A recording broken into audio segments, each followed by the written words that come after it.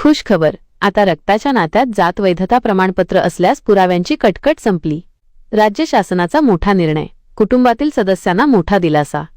पुणे, जात वैधता प्रमाणपत्र कास्ट व्हॅलिडिटी मिळवण्यासाठी पिढ्यानपिढ्यांचे जुने पुरावे गोळा करताना होणारी सर्वसामान्यांची ससेहोलपट आता थांबणार आहे। राज्य शासनाच्या सामाजिक न्याय व विशेष सहाय्य विभागाने एक महत्त्वपूर्ण निर्णय घेतला असून कुटुंबातील रक्ताच्या नात्यात जर कुणाकडेही वैधता प्रमाणपत्र असेल तर इतर सदस्यांना जादा पुराव्यांची मागणी न करता प्रमाणपत्र देण्याचे आदेश दिले आहेत। पुण्यासह राज्यातील लाखो विद्यार्थी आणि शासकीय कर्मचाऱ्यांसाठी ही मोठी खुशखबर मानली जात आहे।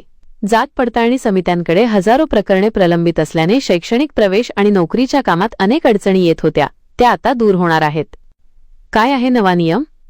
रक्ताचे नाते महत्त्वाचे, अर्जदाराचे वडील, सख्खा भाऊ किंवा बहीण यांपैकी कोणाकडेही सक्षम प्राधिकाऱ्याने दिलेले जात वैधता प्रमाणपत्र व्हॅलिडिटी सर्टिफिकेट उपलब्ध असेल तर ते ग्राह्य धरले जाईल। नव्या पुराव्यांची गरज नाही। कुटुंबातील अशा रक्तसंबंधातील नातेवाईकाचा फादर्स फॅमिली ट्री पुरावा सादर केल्यास समितीकडून इतर कोणत्याही कागदपत्रांची किंवा पुराव्यांची मागणी केली जाणार नाही। एका महिन्यात निकाल, अशा प्रकरणांची पडताळणी करून समितीला प्रस्ताव प्राप्त झाल्यापासून 1 महिन्याच्या आत निर्णय घ्यावा लागणार आहे। महत्त्वाची अट, केवळ आडनावसारखे असून चालणार नाही तर रक्ताचे नाते सिद्ध होणे आवश्यक आहे। जिथे रक्ताचे नाते नसेल तिथे समितीला पुरावे मागण्याचा अधिकार अबाधित राहील। विद्यार्थ्यांच्या शैक्षणिक प्रवेशाचा मार्ग मोकळा।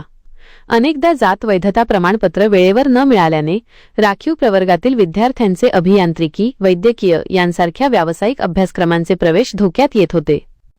आता रक्ताच्या नात्यातील एकाच्या वैधतेवर आधारित कुटुंबातील इतरांनाही प्रमाणपत्र मिळणार असल्याने ही प्रक्रिया गतिमान होईल। हा शासन निर्णय महाराष्ट्र शासनाच्या संकेतस्थळावर संकेतांक 2007082215012501 उपलब्ध असून त्याची अंमलबजावणी तातडीने सुरू करण्यात आली आहे। व्हिडिओमधील शासन निर्णय व परिपत्रक आपणास हवे असेल तर ते आपल्या शासन निर्णय व परिपत्रक या टेलिग्राम चॅनलवर उपलब्ध करून देण्यात आलेले आहे। त्या ठिकाणावरून आपण ते डाउनलोड करून घ्यावे।